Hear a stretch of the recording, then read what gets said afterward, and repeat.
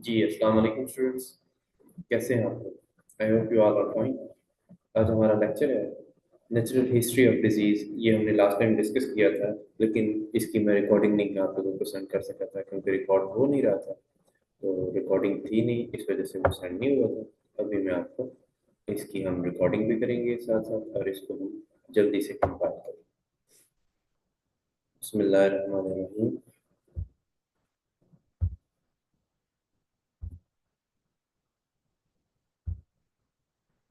Introduction के बारे में हमने लास्ट टाइम डिस्कस किया था कि इंट्रोडक्शन हमारे पास क्या है। Natural history of disease refer करती है हमारे पास।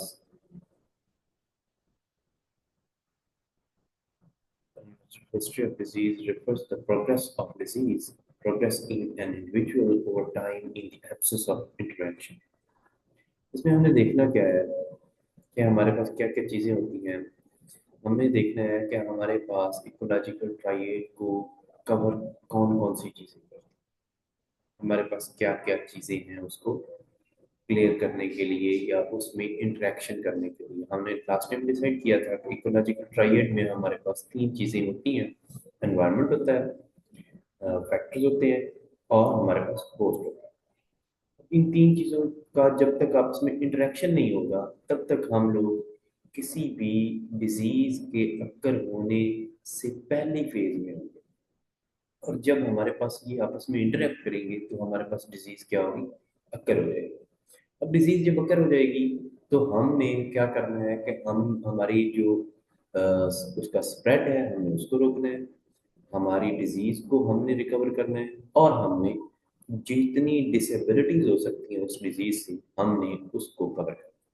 तो यही बेसिकली हमने इस जो हमारा यूनिट है इसमें हमने तीन ही चीजें पढ़ी कि हमने किस तरह से किसी चीज को कौन कौन सी उसकी फेजेस होंगी उसको रोकने के लिए, उसको इंटरेक्ट करने के लिए कौन कौन से फैक्टर्स होंगे, इनके बारे में डिस्कस करेंगे। इंट्रोडक्शन में भी हमारे पास देखें कि यही लिखा हुआ है, natural history of a disease refers to the progress of a disease process in an individual over time in the absence of intervention। कि जब तक कोई भी इंटरवेंशन नहीं हो रही, किसी इंटरवेंशन की एब्सेंस की वजह से हमारे पास जो टाइम है उसको स्प्रेड नहीं होगा। भाई सायरा। हमारे पास ये है कि अगर हम बात करें, मैडम किसी का माइक ऑन है, काइंडली अपना माइक ऑन करें। हमारे पास जो इसमें हम बात करेंगे कि हमारे पास विदाउट मेडिकल इंटरवेंशन हम अगर बात करते हैं तो प्रोसेस एंड्स हमारे पास किस चीज़ पर होता है कि हमने रिकवरी देखनी है, हमने डिसेबिलिटी देखनी है, और हमने डेथ। ठीक है। कंसिस्ट ऑफ, ये हमारे पास दो फेजेस होती हैं, प्री पैथोजेनेसिस फेज और pathogenesis phase. Pre pathogenesis phase क्या चीज़ है उसके बारे में हम अगर डिस्कस करें तो प्री, आप लोग तमाम लोग क्योंकि मेडिकल से रिलेटेड हैं तो आप सब लोगों को पता है कि प्री का मतलब हमेशा मेडिकल में पहले का होता है। तो प्री पैथोजेनेसिस में हमारे पास क्या है कि हमारे पास डिजीज अक्कर होने से पहले वाली फेज, यानी कि इकोलॉजिकल ट्राइएड के फैक्टर्स आपस में इंटरेक्ट नहीं हुए, उसके बारे में उससे पहले जो हमारे पास फेज होगा उस फेज की हम बात कर रहे हैं। Pre-pathogenesis phase में this refers to the period of a preliminary to the onset of a disease in man. The disease agent has not yet entered। ठीक है, अभी हमारे पास एजेंट एंटर्ड नहीं हुआ इन होस्ट। मैन हमारे पास जो ह्यूमन बीइंग है वो ऑलमोस्ट एक होस्ट होता है। हम जब भी किसी बात करते हैं डिजीज की तो हम होस्ट की बात करेंगे। तो होस्ट हमारे पास यूजुअली जो होगा वो मैन होगा। अब मन में हमारे पास वो कहता है कि अभी तक हमारे पास एजेंट एंटर नहीं हुआ है मन में, but the factors which favour its interaction with human host are already existing in the environment. जो फैक्टर्स हैं वो एनवायरनमेंट में एग्जिस्ट कर रहे हैं। जब हम लास्ट टाइम यूनिट को देख रहे थे, जब हमारे पास रिकॉर्डिंग नहीं हो पाई, तो उसमें हमने ये बात की थी कि ये हमारे पास अगर हम देखें, जैसे डेंगू का सीजन आउटब्रेक होता है, मलेरिया आता है, इन्फ्लुएंजा आता है, कोविड आता है, या कोई भी इस तरह की डिजीज है, अब वो इन्वायरमेंट में तो है, लेकिन पेशेंट में एंटर तो नहीं हो जाती, ऐसा तो नहीं हो जाता कि डेंगू सबको ही सारे मुल्तान को डेंगू हो गया, या सारे पाकिस्तान को डेंगू हो गया, या सारे पंजाब को डेंगू हो गया, तो ऐसे तो नहीं हो सकता ना। किसी जब तक वो कहता है कि आपके बॉडी में डिजीज एजेंट एंटर नहीं हुआ, वो फेज हमारे पास प्री कैंसर। अब डिजीज तो हो सकती है, हम एनवायरनमेंट उसको सपोर्ट कर रहे हैं, फैक्टर्स उसको सपोर्ट कर रहे हैं, लेकिन अभी तक वो हमारी बॉडी में एंटर नहीं। ठीक है, नेक्स्ट होते हैं हम। This situation is frequently referred to as man in the midst of the disease, man expose to the risk factor.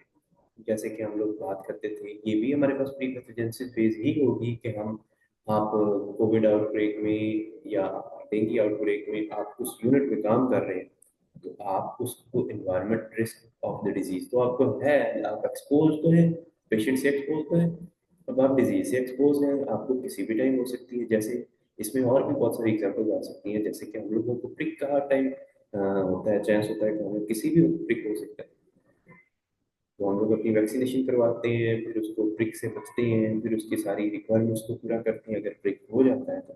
ठीक है, इसी तरह ये हमारे पास फेज जो होगी, इसको हम प्री पैथोजेनेसिस फेज कहेंगे। लास्ट टाइम आप लोगों ने कहा था कि काफी बोरिंग सी है, थोड़ा सा इसे मैंने कहा आज इंटरेस्टिंग बनाते हैं। अब है हमारे पास पैथोजेनेसिस फेज। पैथोजेनेसिस फेज जो है, पैथोजेनेसिस फेज हमारे पास वो फेज है जिसमें हमारे पास एजेंट डिजीज के अंदर एंटर हो चुका है, और वो ह्यूमन होस्ट के लिए ससेप्टेबल भी है। ठीक है, अब डिजीज एजेंट एजेंट जो डिजीज काज कर रहा था वो एंटर भी हो गया और डिजीज भी काज कर रहा है, उसे हम पैथोजेनेसिस कहेंगे, जैसे हम पैथोलॉजी में पढ़ते थे।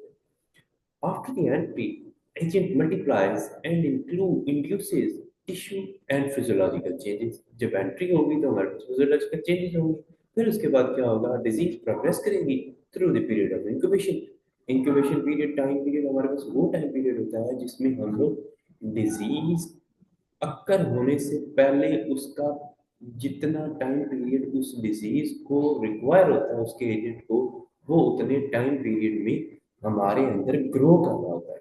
उसकी ग्रोइंग पीरियड को इंक्यूबेशन पीरियड कह रहे होते हैं, कि यानी कि ऐसा तो नहीं होता ना कि आपको फर्स्ट डे आप कोविड आउटब्रेक में गए और आपको पहले दिन कोविड हुआ और आप बहुत बीमार हो गए, उसको इंक्यूबेशन पीरियड चाहिए। आपका डेंगू है, आपका मलेरिया है, हर एक का, आपका कोई भी डिजीज आप ले, उसमें हर एक हमारे पास जो है वेक्टर का हमारे पास इंक्यूबेशन पीरियड है।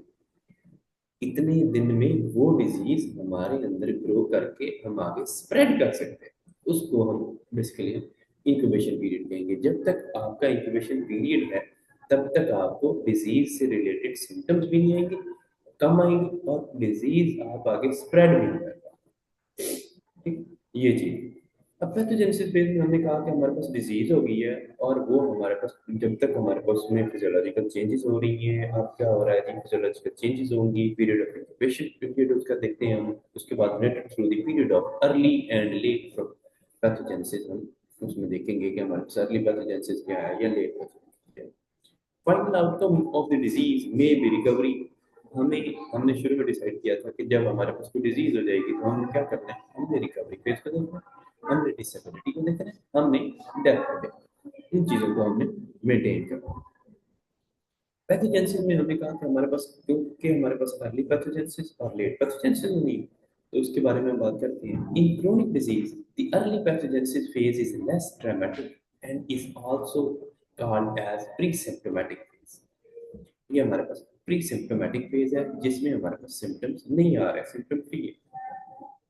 During pre-symptomatic stage, there is no manifest disease. इसमें कोई disease अगर नहीं हुई है, हमारे पास pathological changes essentially below the level of clinical horizon, हमारे पास below का clinical horizon से नीचे नीचे हमारे पास उसमें pathological changes होंगी, यानी कि हमारे पास इतना ज्यादा वो स्टार्ट नहीं हो रहा होगा। उसके बाद है जी कि हमारे पास क्लिनिकल, जब क्लिनिकल स्टेज बिगिन होती है, जब हमारे पास सिम्टम आना स्टार्ट होंगे, तो तब क्या होगा, वो भी हमारे पास क्रोनिक डिजीज में आप देखें कि अब वो टाइम पीरियड स्टार्ट हो रहा है कि हमारे पास सिम्टम आना स्टार्ट होने। शुरू में तो सिम्टम नहीं आ जाते, एकदम से तो सिम्टम नहीं आ जाते, आहिस्ता आहिस्ता डेवलप हो रहे होते हैं सिम्टम्स आपके। By the time sign and symptom appear, the disease phase is already well advance, तो वो हमारे पास एडवांस स्टेज में जब पहुंचती है तो उसे हम लेट पैथोजेनेसिस कह देते हैं। जब हमारे पास सिम्टम्स नहीं अवेयर हो रहे थे या कम सिम्टम्स अवेयर हो रहे थे तो अर्ली पैथोजेनेसिस। सिग्निफिकेंस हम देखते हैं इसकी कि सिग्निफिकेंस क्या है। The natural history of disease is important for preventing and controlling disease. It describes how a disease typically progress. इसमें हमें पैथोजेनेसिस और प्री पैथोजेनेसिस या लेट पैथोजेनेसिस या अर्ली पैथोजेनेसिस से हमें क्या पता चलता है कि हमें पता चलता है कि एक डिजीज का टाइम पीरियड कितना है, वो कैसे प्रोग्रेस कर सकती है और किस जगह पे कैसे कैसे वो आगे इंटरवीन कर सकती है। तो इसमें हमारे पास क्या चीजें सिग्निफिकेंसेस हैं जी। डिजीज प्रिवेंशन, कि हम डिजीज से बच कैसे सकते हैं। मसलन हमें पता चलेगा ना कि अभी एजेंट एंटर नहीं हुआ, एजेंट एंटर हो जाता है तो हमारे पास डिजीज अक्कर होना स्टार्ट हो जाएगी। और डिजीज एंटर होने से पहले वाला जो स्टेज है उसको हम रोक सकते हैं, यानी कि एजेंट ही ना एंटर हो। एजेंट एंटर ना हो तो हमें डिजीज नहीं होगी, तो डिजीज प्रिवेंशन हम कर सकते हैं। डिजीज को कंट्रोल कर सकते हैं कि स्प्रेड ना करें, इंक्यूबेशन पीरियड में कवर कर लें। अंडरस्टैंडिंग रेयर डिजीजेस, जैसे हमारे पास कोविड एक रेयर आया था तो वो, या हमारे पास आप कह सकते हैं पोलियो आया था, या हमारे पास जो है चिकन पॉक्स था, मीजल्स है, ये वो तमाम चीज़ों को जो हमारे पास रेयर डिजीजेस होती हैं वो उनको कर रहे होते हैं। और भी बहुत सारी, वैसे तो रेयर डिजीजेस इनको हम नहीं कहते हैं, रेयर डिजीजेस और होती हैं, लेकिन मैं सिर्फ समझाने की हद तक कह रहा हूँ क्योंकि हमारे माशरे में बहुत कॉमन चीज़ें चल रही हैं, तो इसलिए हम इनको उसमें कंसिडर कर लेते हैं। अंडरस्टैंडिंग डिजीज एक्सपीरियंस, कि हमारे पास अगर ये डिजीज हो जाती है तो उसका हम एक्सपीरियंस करते हैं, तो हमें किस तरह की इलनेस का सामना करना पड़ता है, हम किस तरह के इलनेस को फेस करेंगे, उसमें हम कौन कौन सी डिफरेंट डिफरेंट स्टेजेस हो सकती हैं, तो वो तमाम चीज़ें हम इससे हमें प्री पैथोजेनेसिस फेज और पैथोजेनेसिस फेज से हमें पता चल सकेगा कि ये चीज़ें हमारे पास इस डिजीज में हो सकती है। Is that clear? Next slide पे हम देखते हैं जी एपिडेमियोलॉजी की ट्राइड क्या है। बेसिकली हम जिसकी बात कर रहे थे कि हमारे पास तीन चीज़ें डायरेक्ट करती हैं। होस्ट हमारे पास होता है, हमारे पास एनवायरनमेंट होता है, हमारे पास फैक्टर्स होते हैं, वो जो हमारे पास तीन चीज़ें आपस में इंटरेक्ट करती हैं उसको इकोलॉजिकल एपिडेमियोलॉजिकल ट्राइड कहते हैं। एपिडेमियोलॉजिकल ट्राइड में हम देखते हैं according to this concept disease causation. Causation की आपने डेफिनेशन पढ़ी होगी, काजेशन क्या होता है, अगर नहीं भी पढ़ी कोई इशू नहीं है, दोबारा पढ़ लेंगे।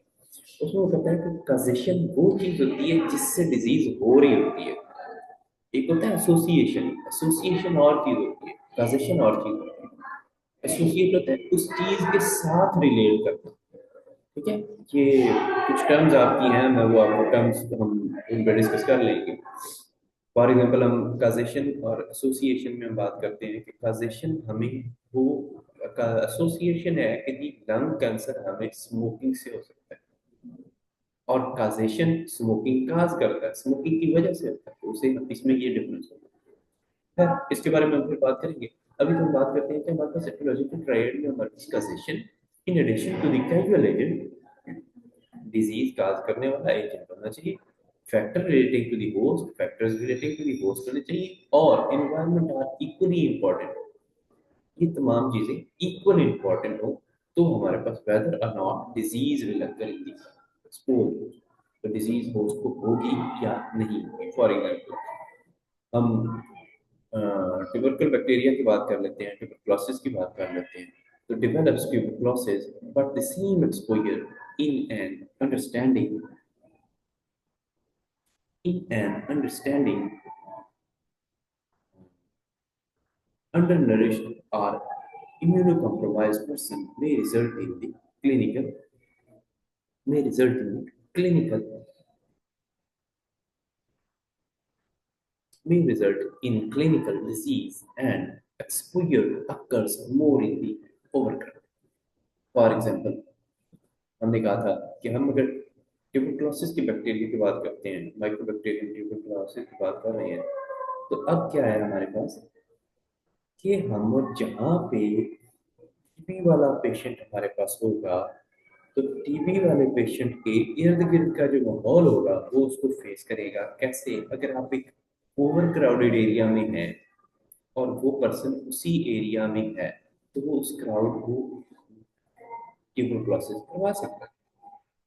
और अगर आप उस पेशेंट को सेपरेट कर देते हैं उस रूम से, तो आपके पास रिस्क फैक्टर कम होंगे, ऑटोमेटिकली कम हो जाएगा।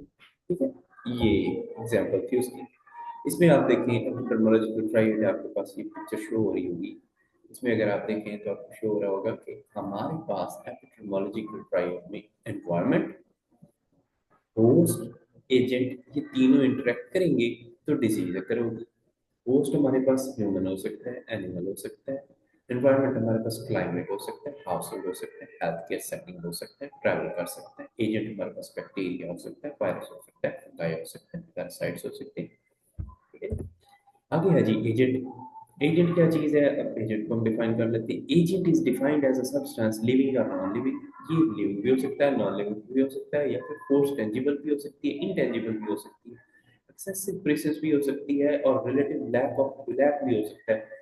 ये हमारे पास वो चीज है जो हमारे पास डिजीज काज कर सकता है। वो चीज सिंगल भी हो सकती है, नंबर ऑफ इंडिपेंडेंट भी हो सकती है, इन अल्टरनेट नेटिव। तो उसके अलावा हमारे पास फैक्टर्स जो उसको कंबाइन कर रहे होते हैं, वो सारी चीजें, ये सारी चीजों में से कोई एक एजेंट हो सकता है।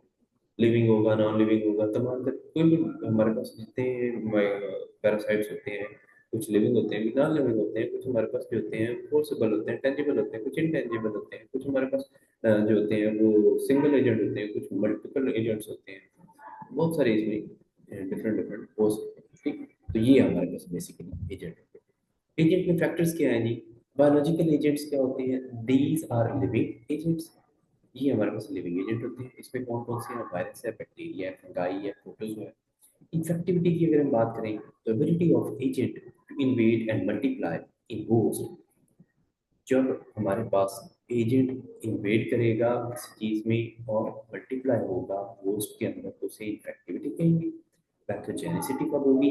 जब एबिलिटी, उसकी ability to induce clinically apparent illness, जब वो क्लिनिकली डिजीज काज करेगा, तो हम पैथोजेनिसिटी कहेंगे। विरुलेंस क्या चीज होती है? विरुलेंस होती है proportion of clinical cases resulting in severe clinical manifestation. हमारे पास जब क्लिनिकल केसेस के जो प्रोपोर्शन होगा, उसमें हमारे पास सिवियर मैनिफेस्टेशन जो होंगी, वो हमारे पास बेसिकली विरुलेंस होगा। ये एजेंट्स के फैक्टर। न्यूट्रिएंट एजेंट भी हो सकते हैं, फिजिकल भी हो सकते हैं, केमिकल भी हो सकते हैं, एंडोजेनिक्स भी हो सकते हैं, एक्सोजेनिक्स भी हो सकते हैं। एजेंट फैक्टर्स क्या होते हैं? फैक्टर्स होते हैं जी हमारे पास इसमें, ये एब्सेंस भी हो सकते हैं, इनसफिशिएंट भी हो सकते हैं, लैक ऑफ स्ट्रक्चर भी हो सकते हैं, lack of part of the structure भी हो सकते हैं। उसके अलावा क्रोमोसोमल फैक्टर्स भी हो सकते हैं, जैसे हमारे पास डाउन सिंड्रोम, टर्नर सिंड्रोम वगैरह होते हैं। इम्यूनोलॉजिकल फैक्टर्स भी हो सकते हैं, गामा ग्लोबुलिन वगैरह। सोशल फैक्टर्स भी इसमें आ सकते हैं, पॉवर्टी होगी, अल्कोहल यूजर होगा, ड्रग एब्यूज होगा, स्मोकिंग हो सकती है, सोशल आइसोलेशन वगैरह, ये सारी चीजें हमारे पास एजेंट में फैक्टर्स हैं। होस्ट फैक्टर क्या होता है? होस्ट हम पहले डिसाइड होगा कि होस्ट क्या चीज है, देन हम उसके बारे में बात करेंगे। होस्ट है जी हमारे पास एपिडेमियोलॉजिकल टर्मिनोलॉजी की अगर हम बात करें तो उसमें है human host is referred to as soil and disease agent as seed. हम कोई पौधा लगाते हैं तो उसके लिए हमें एक बीज की जरूरत होती है। हमारे पास जब वो बीज होगा, बीज क्या काम कर रहा है? वो बीज एजेंट होगा। वो एजेंट किसी सॉइल में लगाएंगे तो वहां पे पौधा पैदा होगा। उसी तरह बीज जब एजेंट हमारी बॉडी में अंडर होगा, तो हम, हमारी बॉडी जो है वो एज अ सॉइल काम कर रही होगी, तो वो हमारे पास काम करेगा, हमारे अंदर डिजीज का करेगा, वहां पे वो ग्रो कर जाएगा। इसलिए हमसे होस्ट करें। It's very simple. Intrinsic factors हैं इसमें जो इन्फ्लुएंस करते हैं उसके इंडिविजुअल एक्सपीरियंस को, ससेप्टिबल को और कॉजेटिव एजेंट को। In some situation, host factors play a major role in determining the outcome of an individual's exposure to infections. तो ये जैसे हमने अभी टीबी की एग्जांपल ली थी, तो उसमें हमारे पास होस्ट है, हम होस्ट की बात कर रहे हैं। तो होस्ट हमारे पास इन्फेक्शन, हमारे पास एजेंट होगा तो हम होस्ट को काज कर सकेगा। मोस्ट फैक्टर्स हैं हमारे पास, डिफरेंट डिफरेंट है। डेमोग्राफिक है, डेमोग्राफिक हो सकता है, बायोलॉजिकल हो सकता है, सोशल हो सकता है, इकोनॉमिकल हो सकता है, लाइफस्टाइल फैक्टर्स हो सकते हैं। डेमोग्राफिक में एज, सेक्स और एज सेक्स आता है। बायोलॉजिकल में आप देखते हैं जेनेटिक फैक्टर्स हैं, ब्लड ग्रुप्स हैं, एंजाइम और उसके अलावा इम्यूनोलॉजिकल फैक्टर्स हैं। सोशियो इकोनॉमिक का आपको पता है कि सोशल हमारे पास जो ऑक्यूपेशन होता है, उसकी एजुकेशन स्टेटस, ये वो सारी चीज़ें। लाइफस्टाइल के बारे में देखें तो अल्कोहल यूजर हो सकता है, ड्रग्स स्मोकिंग, ये तमाम चीज़ें हमारी पोस्ट बेबी के भी फैक्टर्स होते हैं। Environmental factors. अब हम इन्वायरमेंट, एनवायरमेंट क्या था? इन्वायरमेंट एपिडेमोलॉजी में क्या आएगा? एपिडेमोलॉजी में हमारे पास इन्वायरमेंट शो करेगा, एक्सटर्नल और macro environment is defined as all that what is external to the individual human host, living and non-living, with which of he is a constant interaction. मसलन हमारे पास जो environment है वो support करता है उस डिजीज को या नहीं करता। आप लोगों ने नॉर्मली सुना होगा कि डेंगू हमारे पास समर में बहुत कम हो जाता है, मलेरिया हमारे पास समर में बहुत कम हो जाता है, स्प्रिंग में होगा, विंटर में होगा। ऐसे ही होता है ना, जब बहुत ज्यादा हमारे पास विंटर हो जाता है, कोल्ड आ जाता है, ज्यादा कोल्ड एरियाज में आपके पास वहाँ पे मलेरिया नहीं होगा, वहाँ पे आपके पास डेंगू नहीं होगा, ग्रो नहीं कर पा रहा। जहाँ पे वो इन्वायरमेंट उसको फैक्टर देगा, इन्वायरमेंट उसको सपोर्ट करेगा, तो वो आएगा ना, तो वो जाके एजेंट बनेगा, तब वो जाके डिजीज काज करेगा। अच्छा जी, उसमें हमारे पास फिजिकल फैक्टर्स हो सकते हैं, बायोलॉजिकल फैक्टर्स हो सकते हैं, साइकोलॉजिकल फैक्टर्स हो सकते हैं एनवायरनमेंट में। फिजिकल हमारे पास देखिए, फिजिकल फैक्टर एयर हो सकती है, वाटर, सॉइल, रेडिएशन, हीट, तमाम ये चीजें।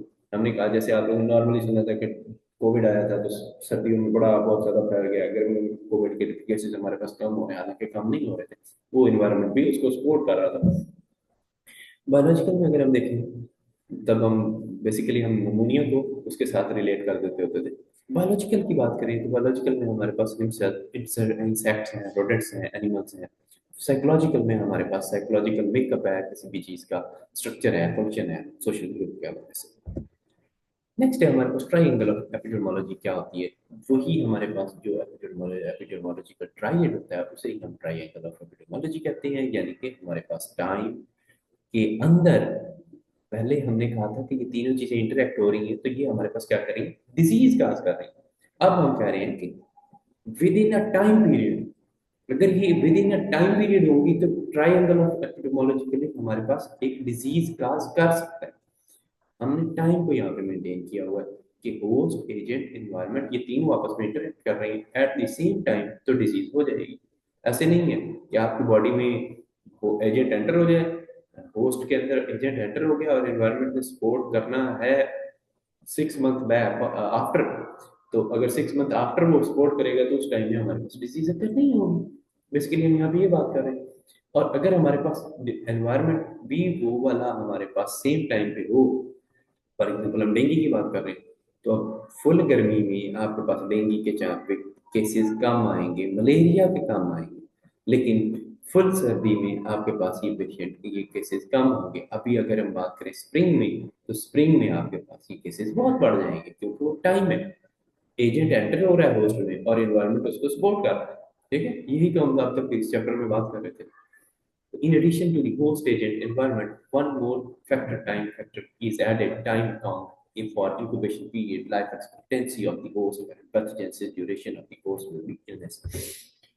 एपिडेमियोलॉजिकल अप्रोच, अप्रोच क्या चीज है? हमने अप्रोच करना, इसको हम हमें क्या करना क्या होता है बेसिकली, हमने हाँ कुछ क्वेश्चंस हैं जिनके बारे में हमने बात करनी होती है, उनको हम एपिडेमियोलॉजिकल अप्रोच कहते हैं। Epidemiology has been defined as means of learning of asking, sorry just wait a while, I have to take something special for you.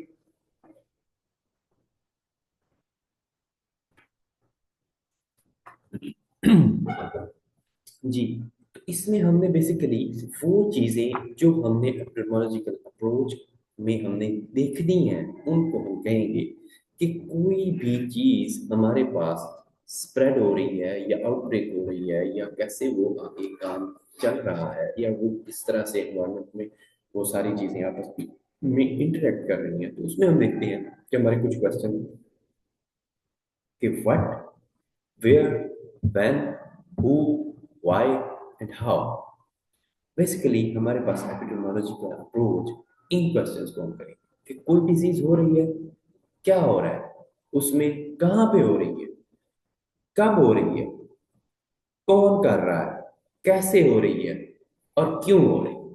ये हमारे इसमें क्वेश्चन होते हैं, ताकि हम इन सवालों को पूछें, आंसर जब हम इन सवालों के फाइंड आउट करेंगे तो हमें तमाम तर प्रॉब्लम्स रिजॉल्व हो जाएंगी। आप देखेंगे what is the problem, what is the magnitude, what did it happen, what are who are affected, why did it happen, related to the health action अगर हम बात करें तो हमारे पास इन तमाम क्वेश्चंस के हमने आंसर फाइंड आउट करने होते हैं। इसे हम एपिडेमियोलॉजिकल अप्रोच कहते हैं। What can be done to reduce, हम इसको कैसे कम कर सकते हैं, how can it be prevented in the future में हम कैसे मेंटेन करेंगे, एक्शन शुड बी टेकन, क्या क्या करना चाहिए, कौन कौन से रिसोर्सेज रिक्वायर्ड हैं, क्या क्या डिफिकल्टीज आएंगी उसको ओवरकम करने में। इन तमाम चीज़ों को आंसर करेंगे तो हम एक चीज़ पे पहुंच जाएंगे कि हमारे पास ये चीज़ें कवर अप होंगी। उसके बाद है जी हमारे पास मेकिंग कंपैरिजन। मेकिंग कंपैरिजन में हमने देखना है कि हमारे पास terminology is to make comparison, draw inference. हमारे पास किस किस चीज़ क्या है कि हमने इसको कैसे, इसको हमने कवर करना है, इन क्वेश्चंस को कैसे कवर करेंगे। उसमें हम दो ग्रुप्स बनाएंगे। हम उसमें एक एक्सपोज ग्रुप होगा हमारे पास और एक जो होगा वो रैंडमाइज होगा। अब एक हमारे पास जो वो ग्रुप है जिसको हमने एक्सपोज टू द रिस्पेक्टर रखा हुआ और एक को हमने रिस्पेक्टर से अवे रखा हुआ, तो उसमें हम कंपैरिजन करेंगे तो हम इसकी तमाम क्वेश्चंस का आंसर कर सकेंगे। That's all for the today's lecture. Lecture मैंने आपका रिकॉर्ड कर लिया है, लेकिन नेक्स्ट टाइम आप लोग तमाम लोग अटेंडेंस में आया करें। आप लोग आते नहीं है तो फिर ऐसे काम नहीं चलेगा। कोई क्वेश्चन है तो वो आप लोग पूछ सकते हैं, अदरवाइज लेक्चर इज ओवर।